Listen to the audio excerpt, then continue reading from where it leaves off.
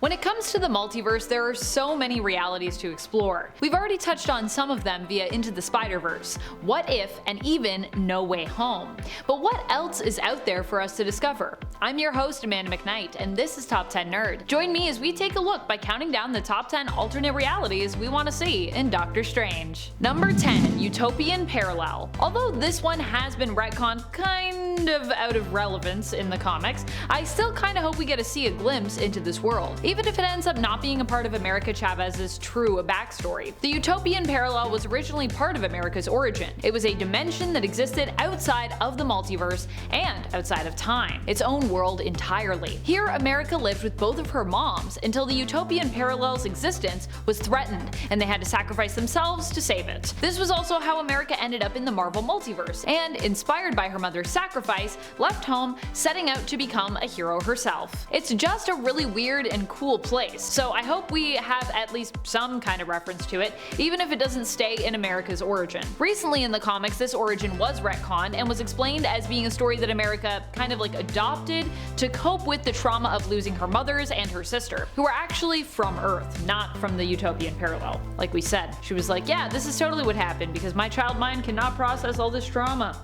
Number 9, Sony Venomverse. Well, this was teased in Spider-Man No Way Home, and technically Venom was in the same universe as Doctor Strange. He ultimately never really got to meet anyone of note, Doctor Strange included. Or I guess just Steven now. I guess we should just call him Steven. Shouldn't this movie be called Stephen Strange in the Multiverse of Madness? He's not really Doctor. Well, I guess he's still a doctor. Still a medical doctor. Oh man. Double doctor. Venom did, however, when he was in the MCU, leave some symbiotic goo behind, so it's possible the symbiote may actually be in the MCU now, or at least its offspring may be in the MCU.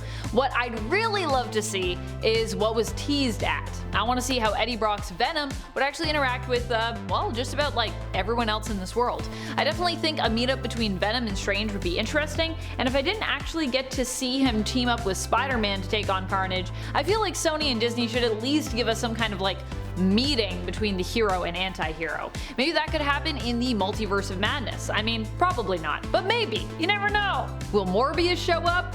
Probably not. Number 8, Ramiverse. A reality I would still love to revisit and actually go back to would be Raimi's Spider-Verse. Sure, we got to see Tobey Maguire return as Spider-Man in No Way Home, which was amazing, especially as Andrew Garfield also made an appearance hailing from his own Sony Spider-Man reality, but I also just really want to go back to the Ramiverse and go check in on, folks like MJ. How's she doing? What is her and Peter's life like now? We got a little bit of insight in No Way Home from conversations held between all 3 versions of Spider-Man, but not much specifics were given, and I still have questions that I would like answered. Considering Multiverse of Madness is also being directed by Sam Raimi, I wouldn't be surprised if there is at least some reference to his original Spider-Man universe somewhere in this film, and I'm honestly kinda hoping there is. He didn't write it, but could still be in there. And friends, before we move on to this next spot, if you are loving this list and you want other ways to support this channel, head on over to Facebook and follow and like us. Do both of the things. Thank you. Number 7, House of M. When it comes to realities that we'd love to see, one for me has to be an MCU version of House of M. We already got a sorta a similar vibe with the WandaVision series, but we didn't really get to see Wanda's reality manipulating powers take effect on a global scale. And I'm not saying this has to be a one-for-one, or even that I would necessarily want to see Wanda create more warped realities for people to live in the world over. I kind of just more like to see her affect a change on a global scale. It doesn't have to be House of M levels of reality warping. Whether it be some kind of permanent change or temporary, or simply something temporary that maybe leads to something permanent later in the world. In the comics, House of M was the reality Scarlet Witch created after suffering a severe mental break and losing her children, which it turns out she had created using kind of little pieces of Mephisto to basically cement them somewhat in reality. They weren't well cemented, I will say. Wanda became a danger to the world and was being hunted down by the heroes, and so in a last-ditch effort to sort of fix everything, created a world where everyone got their happy ending.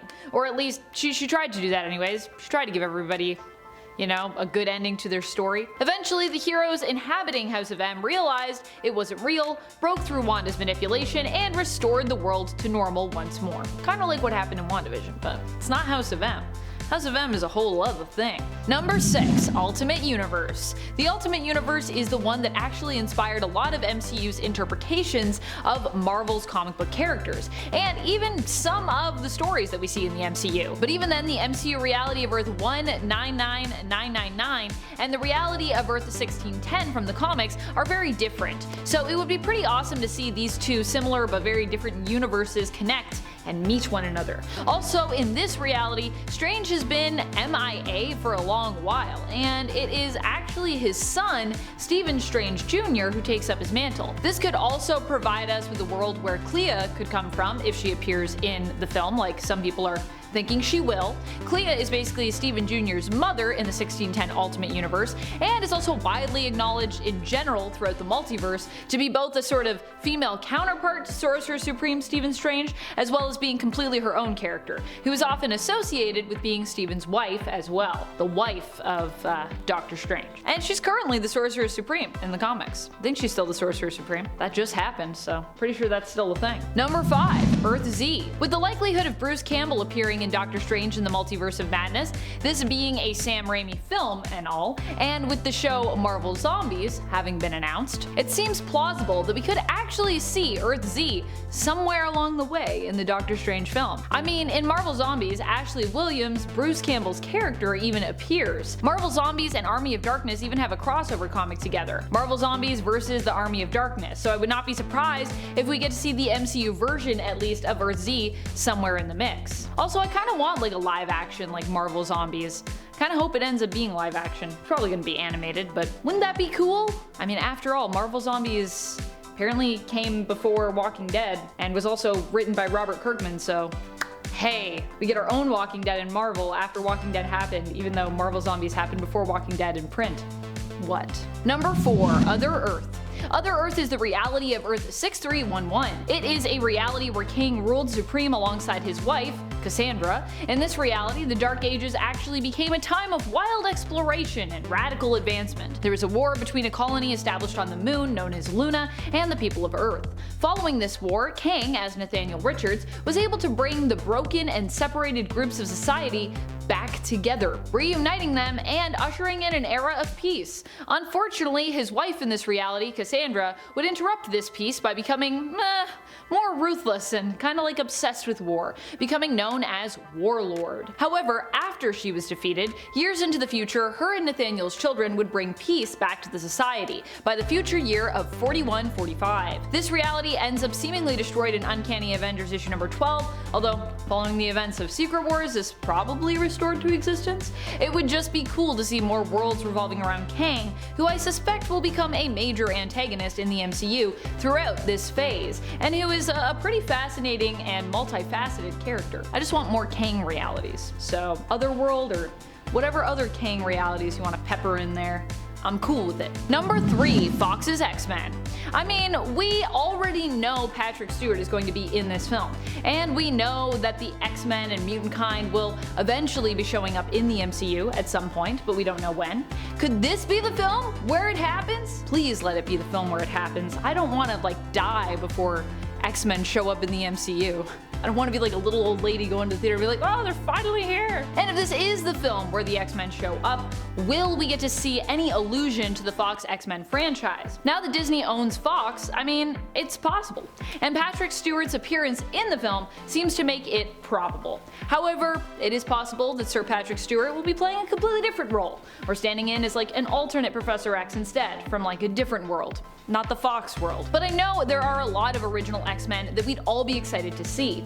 And with the Deadpool franchise also now being incorporated into the MCU, and also already acknowledging the existence of Fox's X-Men in its own movies, it seems more than likely that exploring the multiverse will be how we get a lot of properties and possibly even whole casts and franchises added into the mix. I think they're just gonna restart everything. I think they're gonna be like X-Men Day 1. Here we go again. I guess we'll see what happens. Number 2, Into the Spider-Verse. This might seem kind of random to have on the list, but one, I truly love the reality of Into the Spider-Verse, and I love Miles Morales. And 2, it's already been implied that we'll be getting an animated universe brought to life in live action with the arrival of Strange Supreme from the Disney Plus streaming series What If, which means a precedent has been set that animated worlds can become live action, at least in this film, and perhaps vice versa. It'd be kinda cool if live action became animated, other than, What If. This means we could get Miles and his team of alternate Spideys